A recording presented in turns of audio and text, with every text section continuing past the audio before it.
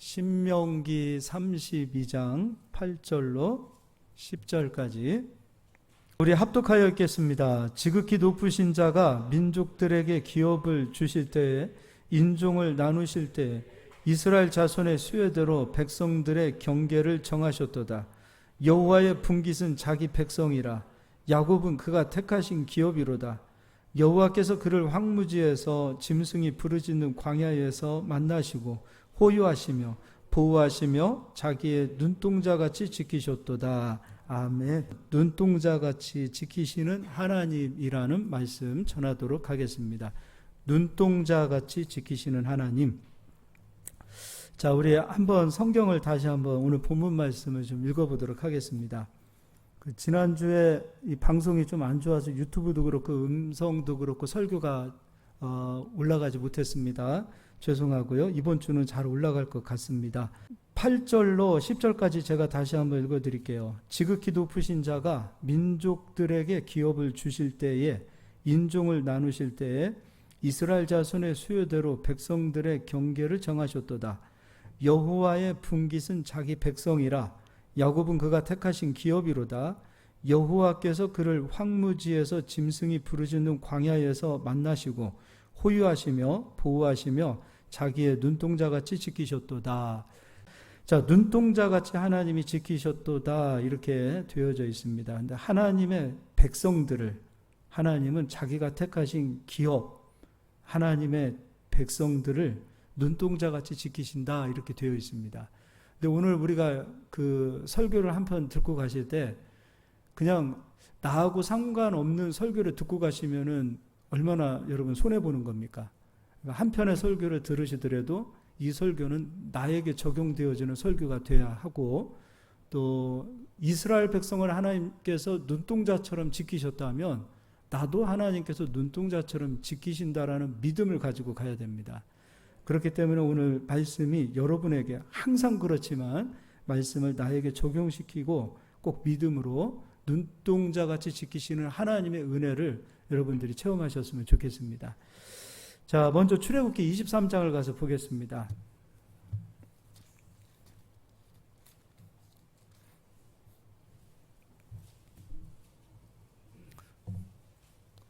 출애굽기 23장 20절부터 제가 읽어드리겠습니다.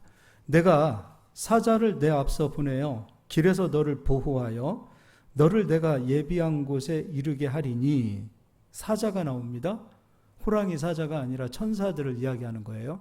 그러니까 하나님께서 눈동자처럼 우리를 지키실 때에 굉장히 그 말이 추상적입니다. 도대체 하나님께서 어떻게 우리를 눈동자처럼 지키시나. 하나님께서는 자기 백성들을 보호하실 때 하나님께서 부리시는 하늘의 천군과 천사를 당신의 백성들을 호유하게 하십니다. 앞서 보내어 길에서 너를 보호하여 너를 내가 예비한 곳에 이르게 하리니. 그럼 천사들은 우리와 동행도 하지만 내 앞에도 있고 내 뒤에도 있겠죠. 지금 나와 동행도 합니다. 그러나 내 앞에도 있고 내 뒤에도 있어요. 그러니까 내가 가는 길 가운데 천사들이 함께하고 있다는 겁니다. 천사가 하나님이 아니에요. 천사는 하나님의 백성들이 믿음의 길을 걸어갈 때에 그 길 가운데에서 실족하지 않도록 그 백성들을 보호해야 할 의무가 천사들에게 있는 거예요. 여러분 주위에 천사들이 그렇게 여러분과 함께하고 있다는 사실을 믿으시기를 바랍니다. 또 21절, 너희는 삼가 그의 목소리를 청종하고 그를 노엽게 하지 말라. 그가 너희의 허물을 용서하지 아니할 것은 내 이름이 그에게 있음이니라. 내가 그의 목소리를 잘 청종하고 내 모든 말대로 행하면 내가 내 원수에게 원수가 되고 내 대적에게 대적이 될지라. 내 사자가 내 앞서 가서, 또 사자가 천사가 앞에 가서 우리를 앞서 간답니다. 사자가 내 앞서 가서 너를 아모리 사람과 헷 사람과 브리스 사람과 가나안 사람과 히윗 사람과 여부스 사람에게로 인도하고 나는 그들을 끊으리니. 천사들은 먼저 가 있는 거죠. 여기에서 앞서 갔다라는 것은 내가 가야 될 약속의 땅, 가나안 땅에 먼저 가 있다라고 되어 있습니다. 천사들은 내 앞에도 가고 내 뒤에도 가고 나와 함께도 하지만 내가 가야 될 목적지에도 먼저 가 있다는 거예요. 근데 그 목적지에 가 있는 천사를 또 이렇게 표현하고 있습니다. 28절. 내가 왕벌을 내 앞에 보내리니 그 벌이 히위 족속과 가나안 족속, 헷 족속을 내 앞에서 쫓아내리라. 왕벌로 표현되어 있습니다. 왕벌로 표현되어져 있는 천사는 우리가 가야 될 목적지에 먼저 가 있습니다. 왕벌이라고 표현을 이렇게 한 이유는 무엇일까? 우리가 가야 될 목적지에 있는 우리의 대적들이 있을 때 그 천사들은 왕벌처럼 숨어있는 모든 자들을 일일이 다 찾아냅니다. 그 천사들은 우리 앞에도 가고 우리 뒤에도 가고 우리와 함께도 하지만 우리가 가야 될 땅의 목적지, 그 목적지에도 천사들은 먼저 가 있는 겁니다. 이게 이제 천사들이 우리 주변에서 해야 될 일들이라는 거죠. 그럼 이제 출애굽기 14장을 앞으로 가서 보겠습니다. 14장 19절. 하나님의 사람들도 위기에다가 올 수 있고 또 위험이 올 수도 있습니다. 어려운 고난도 만날 수 있고 시험도 만날 수 있습니다. 그럴 때도 한번 보자고요. 19절입니다. 이스라엘 진 앞에 가던 하나님의 사자가 그들의 뒤로 옮겨가매 구름 기둥도 앞에서 그 뒤로 옮겨. 지금 이 뒤로 천사가 옮겨갔다는 이유는 무엇인가? 지금 이스라엘 백성들이 홍해바다를 건너러 가고 있는 그 상황 속에서 애굽의 군대 대적이 이스라엘 뒤를 지금 바짝 쫓아옵니다. 이스라엘 뒤가 위험해진 상황입니다. 그러니까 앞에가 위험한 것이 아니라 지금 뒤에가 위험한 상황입니다. 위기에 닥친 것입니다. 그 위기 속에서 이스라엘 백성들을 보호하기 위하여 앞에 가던 천사들은 뒤로 옮겨갑니다. 고난을 천사들이 막기 위하여 이스라엘 백성들이 애굽 군대에 의하여 한 사람이라도 다치지 않도록 천사들은 이스라엘을 보호하는 일을 하고 있는 것을 보게 됩니다. 또 여호수아 5장을 가서 보겠습니다. 이번에 아까 이야기했던 왕벌을 보겠습니다. 여호수아 5장. 이스라엘 백성들이 가나안 땅, 약속의 땅에 들어가기 위하여 지금 이스라엘 백성들이 요단강을 건넜습니다. 그리고 길갈에서 할례를 받고 유월절을 여리고 평지에서 지킵니다. 그러니까 가나안 땅에 들어갈 수 있는 모든 조건을 이스라엘 백성들이 이제 다 갖췄습니다. 그들 속에는 언약이 있습니다. 가나안 땅이 이스라엘 백성의 땅이라는 언약과 약속이 있었고, 유월절은 이스라엘 백성들의 죄와 허물과 수치가 다 떠나는 겁니다. 할례와 유월절로 인하여 이스라엘 백성들의 수치가 다 떠나고, 또 유월절로 인하여 모든 저주가 이스라엘에게서 넘어갔다라는 그 시기점, 이제 가나안 땅을 밟으면 되는 그 시기점에 이스라엘 앞에 누가 나타나는가? 13절 읽겠습니다. 제가 읽어드릴게요.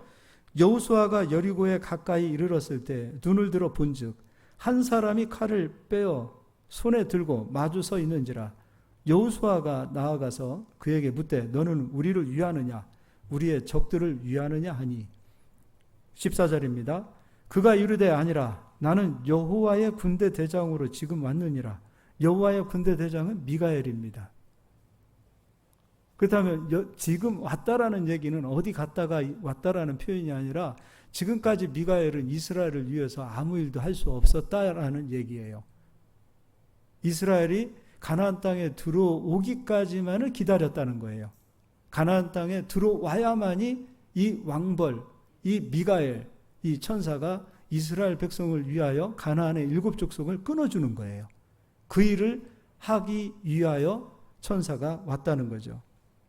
여호수아가 얼굴을 땅에 대고 엎드려 절하고 그에게 이르되 내 주여 종에게 무슨 말씀을 하려 하시나이까.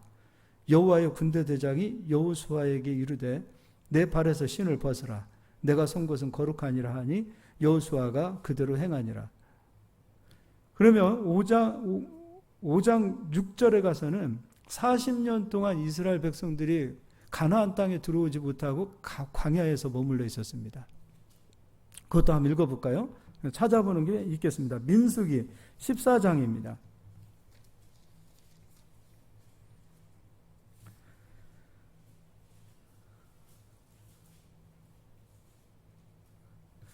지난 시간에는 금방울에 대한 얘기를 해드렸어요. 하나님께서는 믿음의 소리, 흔들리지 않는 믿음의 소리가 금방울입니다. 그 소리를 들으시고 역사하신다 그랬어요. 그러니까 하나님께서는 믿음의 소리도 듣지만 믿음이 없는 소리도 들으십니다. 믿음의 소리만 반응하시는 것이 아니라 믿음이 없는 소리도 반응하십니다. 이스라엘 백성들은 믿음이 없는 소리를 했을 때 하나님께서 반응하시는데, 그것도 읽어드리겠습니다. 28절입니다. 그들에게 이르기를 여호와의 말씀에 내 삶을 두고 맹세하노라. 너희 말이 내 귀에 들린 대로 내가 너희에게 행하리니 너희 시체가 이 광야에 엎드러질 것이라. 너희 중에서 20세 이상으로 괴수된 자 곧 나를 원망한 자 전부가 가나안 땅에 못 들어갑니다 라고 이야기했던, 하나님이 우리를 위해서 싸워주신다라는 믿음을 갖지 않았던 사람들, 우리는 메뚜기 같습니다 라고 자존감이 바닥을 치고 하나님을 인정하지 않고 자기의 연약함만 고백했던 그 모습들, 하나님이 우리를 위해서 싸워줄 것이라는 말씀은 일도 하지 않는 이스라엘 백성들의 그 언어의 소리를 하나님은 들으십니다. 그러니까 믿음이 있는 금방울 소리만 들으시는 것이 아니라 믿음이 없는 소리도 하나님은 들으시고 반응하시는 거예요. 그때 그럼 너희들이 말한 대로, 그래 말한 대로 해주겠다. 그렇게 해서 이스라엘 백성들은 광야 40년을 짊어지게 되는 겁니다. 자, 그러면 33절입니다. 너희의 자녀들은 너희 반역한 죄를 지고 너희의 시체가 광야에서 소멸되기까지 40년을 광야에서 방황하는 자가 되리라. 40년 동안 광야에서 방황하는 자가 되리라. 이 말은 다른 말로 축복을 받는 것이 너무도 쉬워요. 복 받는 게 너무도 쉬운 거예요. 40년 광야를 우리가 짊어지지 않기 위해서는 어떻게 해야겠습니까? 믿음의 고백을 하고 금방울 소리를 내야 되는 거예요. 여호사밧이 위기 속에서 고함을 지르는 그 소리를 들으시고도 하나님은 역사하셨어요. 그리고 여호사밧은 부와 영광이 가득 찼다 그랬어요. 왕으로서 그 모든 보물을 가득 채울 수 있는 창고가 있었음에도 불구하고 그 창고에 넘치도록 하나님은 부와 영광을 채워주신 거예요. 그래서 사실 복 받는 것이 너무 쉬워요. 우리가 금방울 소리를 내야 되는 거예요. 여호수아와 갈렙은 금방울 소리를 냈습니다.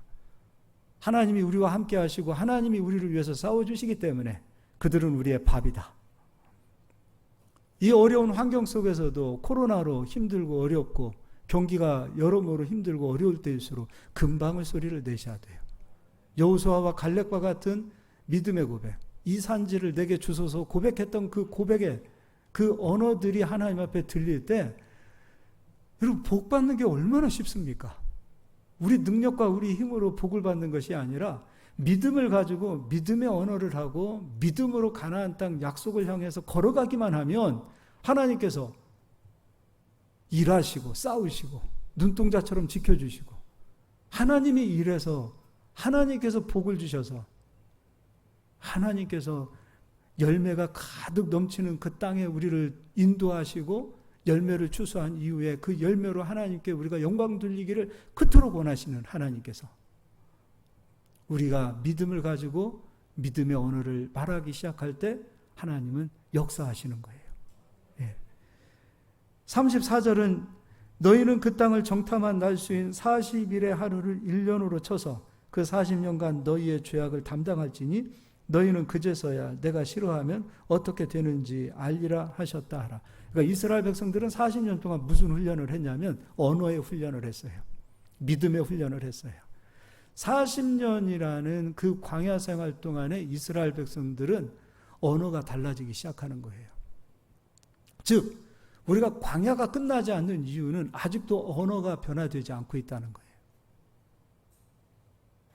언어가 믿음의 언어로, 그리고 우리의 가슴 속에는 믿음의 영으로 충만할 때 하나님께서는 광야를 빨리 끝내십니다.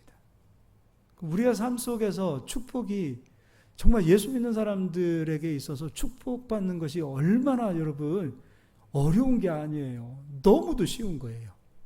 너무도 쉬운 이 길을 하나님께서 만들어 놓으셨는데 우리가 언어가 변하지 않고 믿음이 변하지 않고 생각이 변하지 않으면 하나님은 눈동자처럼 우리를 지키실 이유가 없습니다. 그래, 네 말대로 40년 광야는 네가 짊어져라. 네가 그토록 고난을 사모하고 그토록 네가 하나님 알기를, 하나님 주시는 축복을 그렇게 가볍게 여긴다면 그래, 이 세상에서의 그 고난, 환난은 네가 받아라. 이거 무서운 겁니다. 그러나 반대로 믿음이 있고 믿음의 고백을 하면 내가 너 도와줄게. 눈동자처럼 지켜줄게. 너 위기가 있지? 어렵지? 환난이 있지? 걱정하지 마. 너 앞서가던 천사가 그 환난을 끊어주기 위하여, 막아주기 위하여 지금부터 너를 도와줄 거예요. 그러니까 믿음은 영의 세계를 움직이는 거예요. 눈에 보이지 않는 천군과 천사를 움직이는 것이 영의 세계예요. 그 영의 세계를 움직이는 것은 다른 것이 아닙니다. 믿음과 언어예요. 그러니까 우리의 믿음이 변하고 우리의 언어가 변하면 영의 세계를 움직일 수 있어요. 누가 그런 얘기 하죠. 참 쉽죠. 정말 쉽습니다. 믿음이 변하시고 언어가 변하시고 금방울 소리를 내시는 우리 모두가 되기를 예수의 이름으로 축원합니다. 이제 스가랴서 1장도 가서 보겠습니다. 이제 학개와 스가랴는 같은 책이에요. 즉 같은 책이라는 것은 같은 동시대에 있었던 같은 내용을 다루고 있습니다. 그러나 학개는 영적인 책은 아니에요. 그러나 스가랴서는 영적인 책입니다. 그 영의 세계에 대해서 이야기해 놨습니다. 학개서는 그냥 일반 우리 인간들의 역사를 이야기하고 우리 스토리를 이야기했다면 스가랴서는 영의 세계를 이야기한 거예요. 똑같은 내용을 영의 세계로 기록한 책이 스가랴서라는 거죠. 학개서는 일반적인 우리들이 들을 수 있는 언어로 기록한 책이 학개서예요. 자, 같은 내용인데 스가랴서는 영적인 책이다. 그런데 1장 7절에 읽어드리겠습니다. 다리우 왕 제2년 11째 달 곧 스바돌 24일에 이또의 손자 베레가의 아들 선지자 스가랴에게 여호와의 말씀이 임하니라. 내가 밤에 보니 한 사람이 붉은 말을 타고 골짜기 속 화석류 나무 사이에 섰고 그 뒤에는 붉은 말과 자줏빛 말과 백마가 있기로 말이 지금 있습니다. 붉은 말, 자줏빛 말, 백마가 있답니다. 그리고 9절 내가 말하되 내 주여 이들이 무엇이니까 하니 내게 말하는 천사가 내게 이르되 이들이 무엇인지 내가 내게 보이리라 하니 화석류 나무 사이에 선 자가 대답하여 이르되 이는 여호와께서 땅에 두루 다니라고 보내신 자들이 아니니 보내신 자들이니라. 그러니까 이 말들로 표현해져 있는데 이 말들이 누굽니까? 라고 물어봤을 때 이 말들은 내가 땅에 두루 다니라고 하나님께서 보내놓으셨다는 거예요. 말들을 온 땅에 보내놓으셨어요. 그런데 이 말들이 어떻게 말하는가? 11절 그들이 화석류 나무 사이에 선 여호와의 천사에게 말하되 우리가 땅에 두루 다녀보니 온 땅이 평안하고 조용하더이다 하더라. 지금 이 스가랴서가 쓰이게 된 배경은 이스라엘 백성들이 하나님 말씀에 불순종하여 바벨론에 끌려가서 70년 동안의 광야 생활, 죄수의 생활, 노예 생활, 포로가 된 그 상황 속에서 70년 동안의 자기 죄악을 짊어지는 기간이었어요. 아까 광야 40년은 이스라엘 백성들이 자기 죄악을 짊어지는 기간이었다면 70년 기간은 이스라엘 백성들이 또한 죄악을 짊어지는 기간이었습니다. 이스라엘 백성들이 죄악을 짊어지고 죄값을 치르는 기간 동안에는 이 말들은 이따 계시록 가서 보여드릴 텐데 이 말들은 천군과 천사들이에요. 천사들은 당신의 백성들, 하나님의 백성들, 여호와의 기업, 이스라엘을 위해서 일할 수가 없어요. 그래서 온 땅이 평안하고 조용하더이다. 이게 좋은 말이 아니라 천사들은 할 일이 없다 그 얘기예요. 아무 일도 할 수 없습니다. 이스라엘이 죄악을 짊어지고 있는 그 상황 속에서는 아무 일도 천사들은 이스라엘을 눈동자처럼 지킬 수가 없습니다. 할 일이 없어요. 그리고 12절입니다. 여호와의 천사가 대답하여 이르되 만군의 여호와여 여호와께서 언제까지 예루살렘과 유다 성읍들을 불쌍히 여기지 아니하시려 하나이까 이를 노하신 지 70년이 되었나이다 하매 천사가 말합니다. 하나님 이제 70년이 끝났습니다. 그럼 천사들은 놀고 싶은 거예요? 일하고 싶은 거예요? 일하고 싶은 거예요. 천사들은 신약 성경에서 권능으로 표현하고 있습니다. 능력입니다. 우리 성도들에게 기적을 가져오고 싶어 해요. 기적은 일상적인 것들, 상식적인 것들을 말하는 것이 아니에요. 기적은 우리가 상상하지 못했던 일들이 나타나는 겁니다. 그게 기사와 표적이에요. 성도들은 지금도 그런 일을 하고 싶어 해요. 역사하고 싶어요. 천사들은 성도들을 위해서. 13절입니다. 여호와께서 내게 말하는 천사에게 선한 말씀 유료의 말씀으로 대답하시더라. 이제 하나님께서 그래 알았다. 70년이 끝났으니 이제 이스라엘 백성들을 이제 이끌고 오자. 그리고 이스라엘 백성들을 이제 우리가 눈동자처럼 지키자. 자, 여기를 접어두시고 계시록 6장을 가서 보겠습니다. 요한계시록 6장입니다.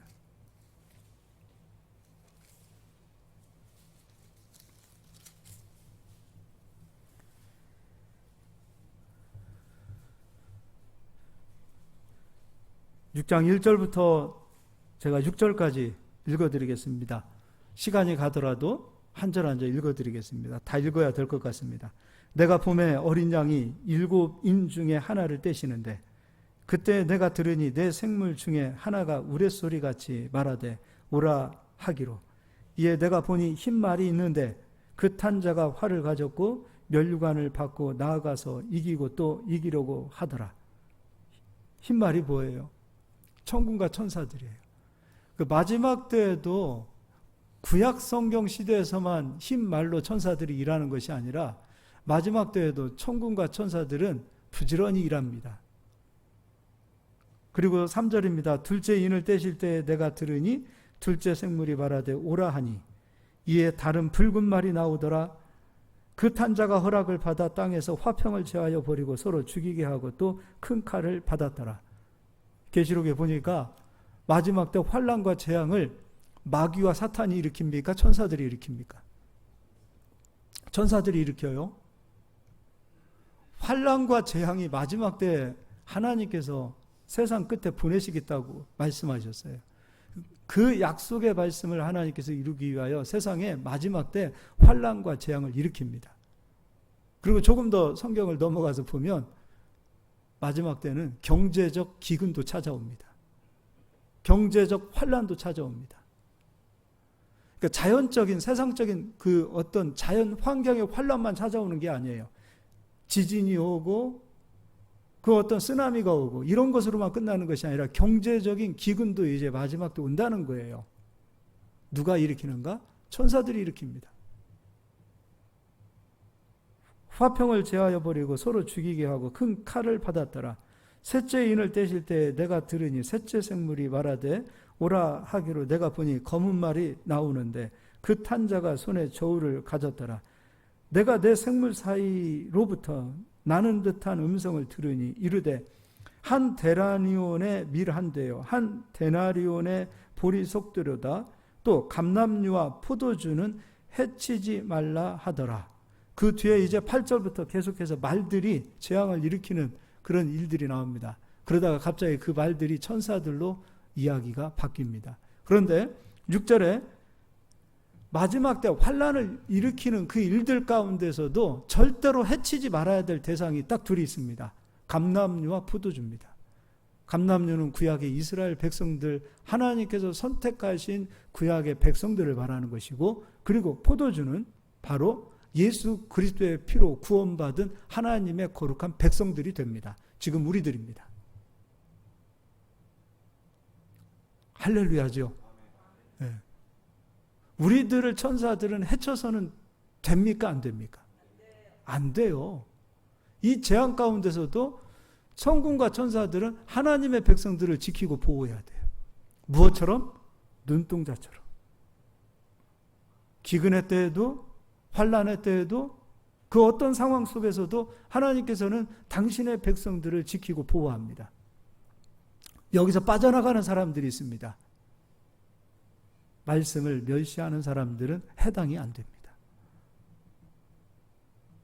말씀은 하나님이세요. 하나님을 멸시하는 사람들은 해당이 되지 않아요. 금방울 소리를 내고 하나님의 말씀을 믿고 믿음의 길을 걸어가는 여호사밧처럼, 이산지를 내게 주소서 말씀했던 갈렙처럼, 하나님이 나와 함께 하실 것이라는 믿음을 가지고 싸웠던 다윗처럼, 그러한 하나님을 믿는 믿음의 소리를 냈던 그 믿음의 용사들에게 하나님께서는 언제나 눈동자처럼 지키시고 보호하셨다는 것입니다. 그럼 이 마지막 때 우리가 준비해야 될 것은 무엇인가? 이 말세를 살아가는 이때에 우리가 준비해야 될 것은 무엇인가? 안 믿는 세상 사람들도 세상을 돌아보면 말세라고 얘기합니다. 야, 말세야 세상이. 이런 얘기는 곳곳에서 들리는 탄식의 소리들입니다. 그럼 이러한 때 우리가 준비해야 될 것은 다른 것이 아닙니다. 금방울 소리를 내는 믿음을 준비해야 됩니다.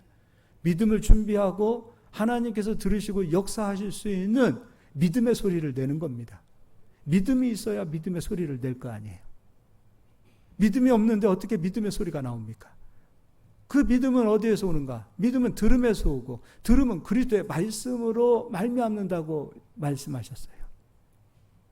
우리가 믿음이 없을 때 믿음을 어떻게 삽니까? 믿음을 들어야지요. 말씀을 들어야지요.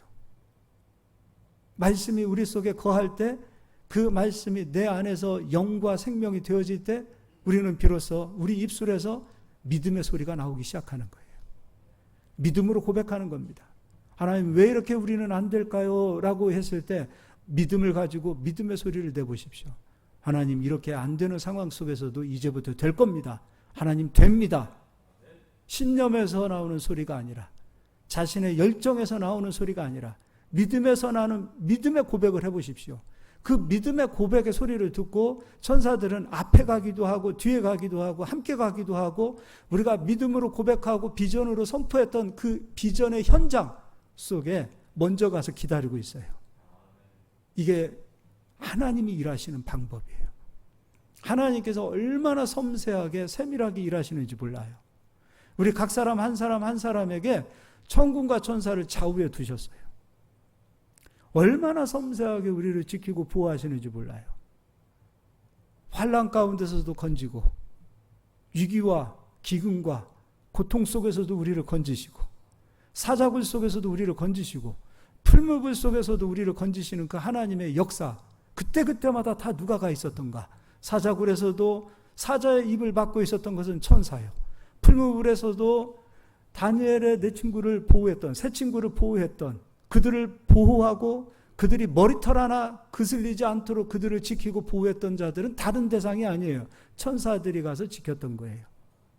느부갓네살이, 야, 분명히 세 사람이 빠진 것 같은데 왜 네 사람으로 보이냐? 근데 저 하는 사람은 도대체 사람의 형상인데 사람처럼 보이지 않는 저 한 사람은 누구냐? 풀무불 속에서도 믿음의 사람들을 지키시는 하나님.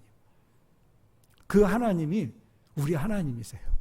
나의 하나님이세요. 여러분의 하나님이세요. 그래서 하나님은 나의 하나님으로 고백하셔야 됩니다. 나의 하나님. 자, 이제 다시 스가랴서로 넘어가서 앞으로 스가랴 가서 보겠습니다.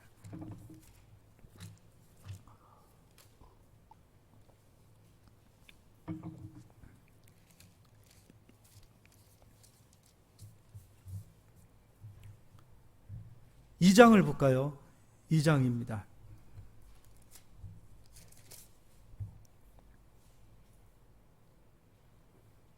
(70년이) 끝나고 이스라엘 백성들이 예루살렘 성전으로 가서 예루살렘 성전을 짓는 사명을 받았습니다. 그러니까 이스라엘 백성들에게 하나님께서 주시는 사명이 너희 예루살렘으로 돌아가 그 땅에 무너진 성전을 다시 수축하고 무너진 제단을 다시 일으켜 세워라. 이스라엘 백성들은 그 사명을 받았어요. 그리고 예루살렘을 향하여 이스라엘 백성들이 가고자 할 때에 하나님께서 어떤 말씀으로 이스라엘 백성들을 위로하시는가? 2장 1절부터 읽겠습니다. 내가 또 눈을 들어 본즉, 이거 다 읽으면 그래도 읽어드리겠습니다. 한 사람이 측량줄을 그의 손에 잡았기로 내가 어디로 가느냐 물은즉 그가 내게 대답하되 예루살렘을 측량하여 그 너비와 길이를 보고자 하노라 하고 말할 때 내게 말하는 천사가 나가고 다른 천사가 나와서 그를 맞으며 이르되 너는 달려가서 그 소년에게 말하여 이르기를 예루살렘은 그 가운데 사람과 가축이 많으므로 성곽 없는 성읍이 될 것이라 하라. 원래 성곽은 성 안에 있는 사람들을 보호하고 지키는 거예요. 근데 이제 예루살렘은 성곽이 필요 없답니다. 이유는 하나님께서 성곽이 되어주신대요. 그래서 5절에 여호와의 말씀에 내가 불로 둘러싼 성곽이 되며 그 가운데에서 영광이 되리라. 하나님께서 성곽이 되어주시겠다는 거예요. 그리고 6절입니다. 오호라 너희는 북방 땅에서 도피할지어다. 여호와의 말씀이니라. 이는 내가 너희를 하늘 사방에 바람같이 흩어지게 하였음이니라. 여호와의 말씀이니라. 바벨론 성에 거주하는 시온아 이제 너는 피할지니라. 만군의 여호와께서 이같이 말씀하시되 영광을 위하여 너희를 노력한 여러 나라로 보내셨나니 너희를 범하는 자는 그의 눈동자를 범하는 것이라. 이스라엘 백성들이 예루살렘 성전을 지키기 위하여 예루살렘으로 가고자 할 때 이스라엘 백성의 발목을 잡는 누군가가 있다면 그는 하나님의 눈동자를 범하는 자가 되는 거예요. 눈동자처럼 하나님은 우리를 보호하실 뿐만 아니라 하나님의 백성들이 믿음을 가지고 걸어가는 그 길을 막는 자들은 여호와의 눈동자를 범하는 자가 되는 거예요. 상대적인 이 표현을 보십시오. 우리는 눈동자처럼 지키시는 하나님. 그러나 우리가 믿음의 길을 걸어갈 때 우리의 발목을 잡는 자들은 하나님의 눈동자를 범하는 자들이 되니 하나님께서 어찌 가만 내버려 두시겠어요? 잠자는 사자의 코털을 건들 수 있는 용기 있는 그런 동물이 없죠. 우리 하나님을 그런 잠자는 사자에 비교할 수 있겠습니까? 하나님의 눈동자를 범하고 살 수 있는 자가 있겠습니까? 하나님은 이처럼 우리를 보호하시고 함께 하십니다. 믿음을 가지고 걸어가는 당신의 백성들을 눈동자처럼 세밀하게 살피시는 하나님, 그리고 그들을 지키시고 보호하시는 하나님, 그 하나님이 나의 하나님입니다. 여러분의 하나님이십니다. 할렐루야. 자, 이제 우리에게 적용하겠습니다. 히브리서 10장을 가서 보겠습니다.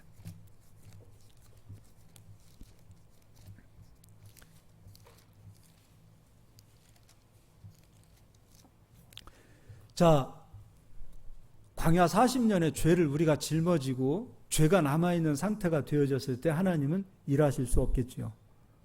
내버려 두시는 겁니다. 천사들도 일할 수 없었어요. 물론 지키고 보호하심은 있겠지만 그들을 위해서 약속을 이루어내야 될 책임은 천사들에게 없습니다. 하나님에게도 없습니다. 70년 죄값을 치르는 그 기간 동안에 이스라엘 백성들은 죄값을 치르는 그 기간으로 인하여 천사들은 그들을 지키고 보호해야 될 의무가 없습니다. 그래서 70년 동안 아무 일도 할 수 없었습니다라고 얘기했어요. 하나님도 그들을 그때는 지켜야 될 의무와 책임이 없습니다. 이 두 가지, 눈동자처럼 자기 백성을 지키시는 하나님이 언제부터 우리를 위하여 일하시는가, 그 시점을 우리는 알아야 됩니다. 40년의 죄값이 끝나야 되고 70년의 죄값이 끝나야 됩니다. 뿐만 아니라 영원히 우리의 죄값이 끝나는 상태가 되어야 천군과 천사들은 하나님의 백성들을 위하여 때로는 앞에 가고 때로는 뒤에 가고 때로는 동행하고 때로는 우리가 가야 될 그 길에 먼저 서서 우리를 기다리는 일들도 하게 되는 겁니다. 예수님을 믿고 우리가 신앙생활을 하는 데 있어서 우리가 어떤 믿음을 가져야 되는가? 예수 그리스도로 인하여 내 모든 죄가 끝났다라는 것을 인정하지 않으면 천사만 오는 것이 아니라 귀신도 오고 마귀도 옵니다. 죄가 있는 곳에는 마귀도 일할 수 있고 귀신도 일할 수 있습니다. 예수님을 믿었음에도 불구하고 여전히 죄가 내게 있다라고 고백하고 아직도 죄가 끝나지 않은 상태가 되어진 그 상태라면 천사들은 그들을 위해서 일해야 될 의무와 책임이 없습니다. 천사도 헷갈리는 거예요. 그러니까 저 사람이 믿음이 있는 것 같은데 믿음이 없고 믿음이 없는 것 같은데 믿음이 있고 이거는 금방울 소리가 아니에요. 어떨 때 보면 믿음이 있고 어떨 때 보면 믿음이 없어요. 금방울 소리가 아니에요. 그럼 천사들도 헷갈리는 거예요. 그 상황, 그 상태에서는 금방울 소리가 나지 않기 때문에 천군과 천사들은 그를 위하여 일할 이유가 없다 이겁니다. 그리스도인이 되었다고 해서 천군과 천사들이 다 그를 위해서 일하지 않습니다. 모든 그리스도인들이 다 기도한다고 해서 그 기도가 다 이루어지는 거 아닙니다. 근데 왜 안 이루어지는 겁니까? 반드시 이루어지게 하시겠다고 말씀하셨는데 바로 우리의 믿음의 차이입니다. 금방울 소리가 나지 않는 겁니다. 흔들리는 믿음이에요. 왔다 갔다 하는 믿음이에요. 그냥 확 붙잡혀야 되는데 영혼의 닷, 말씀이 우리 영혼이 말씀에 닷이 되어서 그냥 하나가 돼야 되는데 풍랑이 와도 흔들리지 않고 배가 떠내려가지 않는 그 닻을 말씀에 내려놔야 되는데 그게 흔들리는 거예요. 아까 쉽다고 얘기했습니다. 흔들리지 않는 믿음을 갖는 게 어렵습니까? 우리 마음이 정한 마음이 되지 않고 흔들리는 마음을 갖는 것, 그러면 돌이켜서 흔들리지 않는 믿음을 가지면 되는 겁니다. 누가 뭐라고 하든 세상에 어떤 일들이 벌어지든 나는 하나님의 말씀 앞에 흔들리지 않는 믿음의 사람이 되겠다라고 결단하고 각오하고 그 믿음 안에 붙어보십시오. 그때는 신음소리만 듣고도 일하시는 하나님 역사하십니다. 우리가 탄식만 해도 하나님은 역사하시는 거예요. 속에 이 믿음이 준비되지 않고 고래고래 고함 지르고 소리친다고 해서 하나님이 들으시는 하나님이 아니시라 이거예요. 그렇게 따지면 이방신이에요. 이방인들이 그렇게 기도한다는 거예요. 하나님은 그런 하나님이 아니에요. 너 정말 하나님의 말씀을 믿고 있구나. 내가 살아있다라는 존재를 믿을 뿐만 아니라 너의 믿음은 금방울 소리와 같은 믿음이구나. 그래, 난 너의 믿음을 존중한다. 그리고 기쁘다. 예수님도 이스라엘에 오셔서 가장 기쁘고 감사했던 적이 있었어요. 언젠가요? 이스라엘에 이만한 믿음을 본 적이 없다라고 얘기했을 때 하나님의 백성이었던 이스라엘은 믿음이 없었고 이방인이라고 말하고 있었던 백부장은 믿음을 가지고 믿음으로 고백하고 믿음으로 예수님 앞에 섰어요. 그때 예수님은 기쁘게 말씀하셨어요. 야, 너 믿음이 너무 좋다.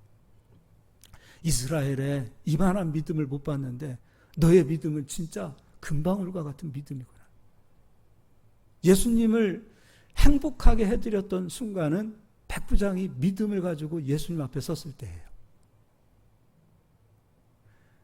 이 시대에 많은 그리스도인이 있다고 해서 다 기도 응답을 받고 다 하나님의 보호하심을 받는 것은 아니더라 이거죠. 우리 막연하게 예수 믿으면 다 하나님이 보호해 주셔. 무조건 하나님이 축복해 주셔. 그렇지 않습니다. 하나님은 언약의 하나님이십니다. 예수님을 믿어도 엉터리로 믿는 분들 수없이 많습니다.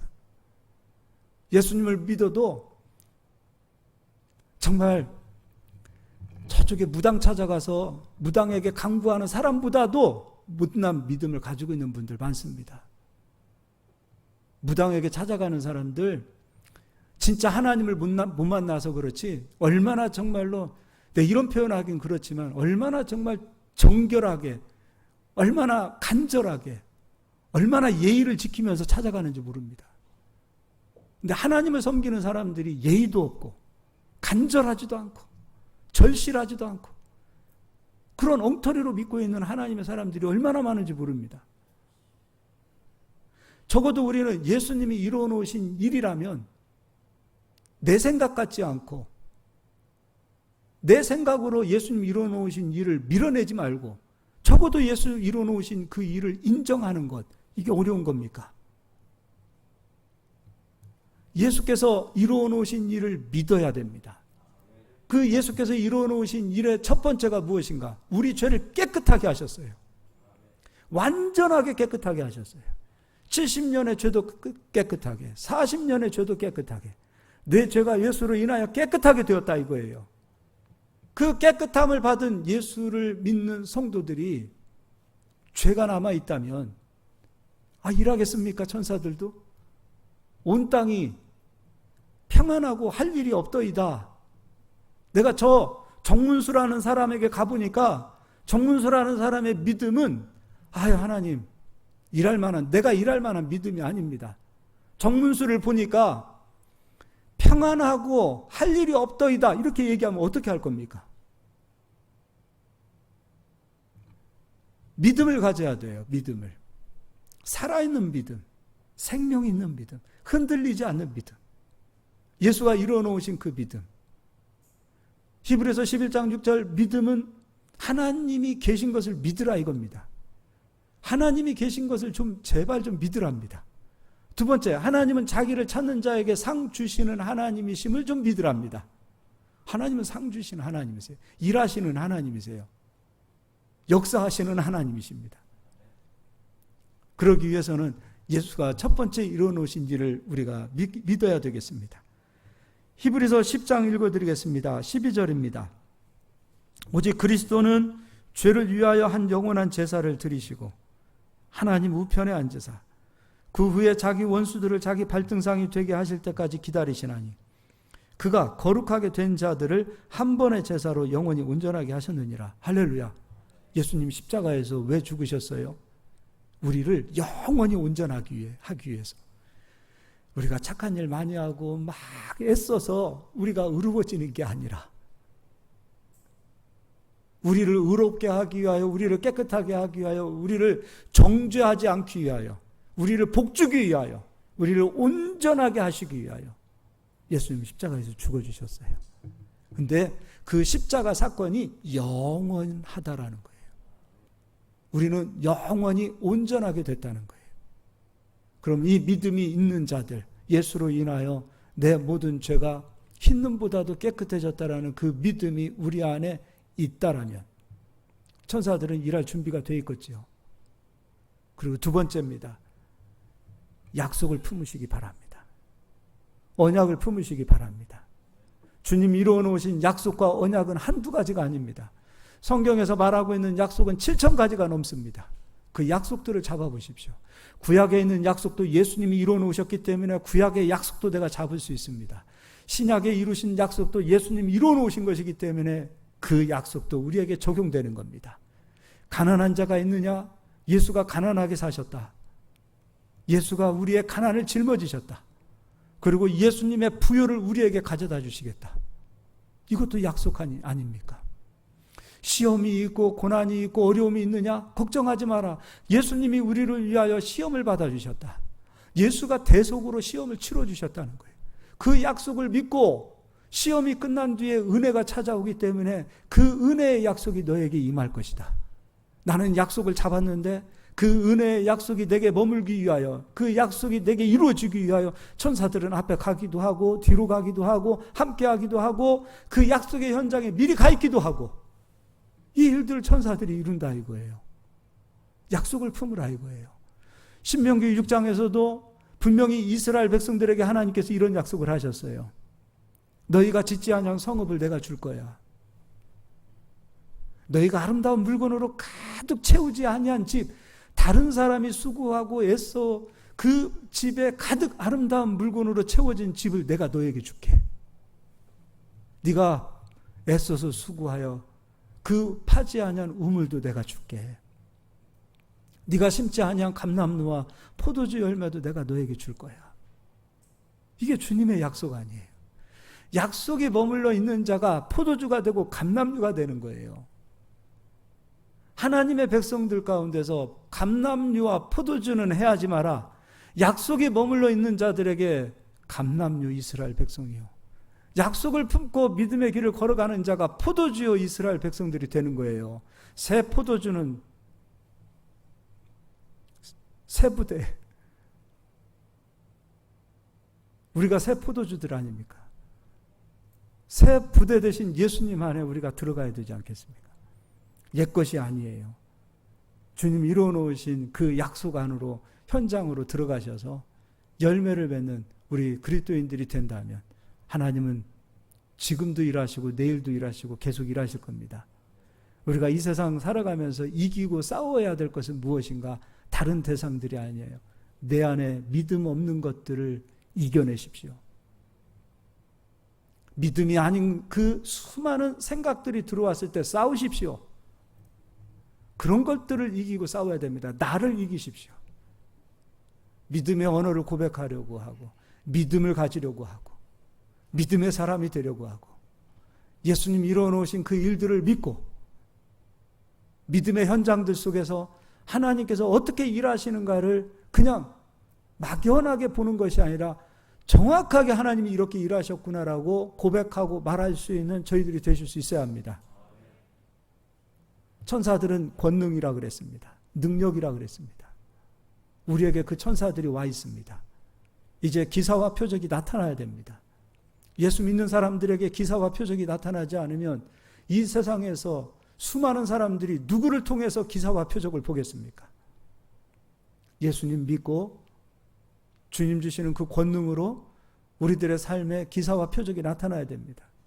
신비한 기사와 표적 이런 거는 초보적인 것이고 말씀이 이루어지는 기사와 표적들, 말씀이 존재로 실상으로 열매로 나타나는 그런 기사와 표적들, 이런 것들이 나타나시기를 예수의 이름으로 축원합니다. 여러분 잘 됐으면 좋겠습니다. 잘 돼야 합니다. 하나님, 목사님도 성도님들 한 사람 한 사람 다 잘 되기를 바랍니다. 안 돼가지고 얼굴 찡그러져서 와보십시오. 목사님도 힘듭니다. 그러나 얼굴에서 빛이 나고 잘 된다는 소리를 들어보십시오. 목사님도 힘이 납니다. 다른 것 때문에 힘나는 거예요. 막 좋은 차 타고 다니고 좋은 거 먹고 그런 걸로 힘나지 않아요. 우리 성도님들이 잘 됐다라는 얘기를 들었을 때 목사님도 힘이 나는데 하물며 우리 하나님께서, 우리 아버지께서 우리가 이 세상에서 그 누구보다도 잘 되기를 바라지 않겠습니까? 우리가 그토록 행복하기를 바라지 않겠습니까? 우리 사랑하는 자녀들이 그토록 행복하고 잘 되기를 바라는 것이 부모의 마음이고 그 부모의 마음이 얼마나 좋은 마음입니까?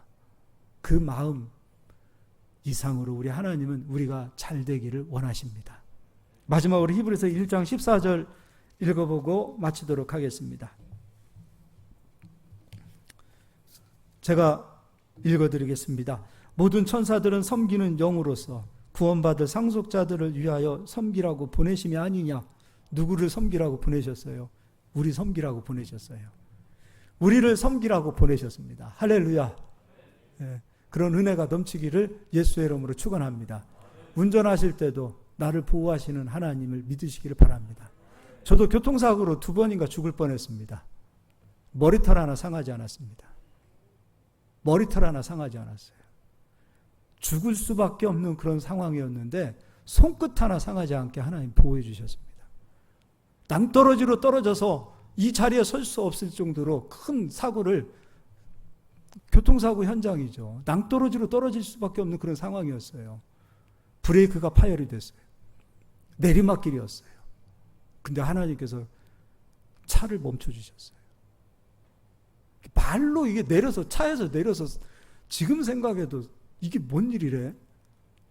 막 소름 끼치는 그런 현장이었어요.